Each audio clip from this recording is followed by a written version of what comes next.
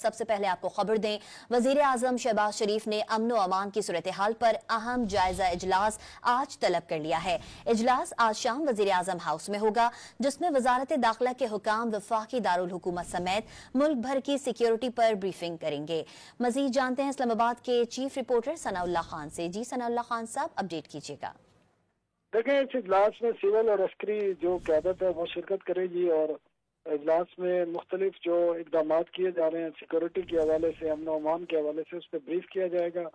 جو دہشت گردوں کے خلاف آپریشن جاری ہے مختلف ملک کے علاقوں میں، خاص کر افغانستان کے بارڈر کے ساتھ ساتھ اور بلوچستان میں، اس صورتحال کے بارے میں بھی آگاہ کیا جائے گا۔ اور پارا چنار کی جو صورتحال ہے اس پر جو اب تک اقدامات کیے گئے ہیں صوبائی حکومت کی طرف سے یا فوج کی طرف سے یا وفاقی حکومت کی طرف سے، اس کے بارے میں بریف کیا جائے گا، اور وہاں فیوچر کی جو اسٹریٹجی ہے اس کے بارے میں بھی بات چیت کی جائے گی۔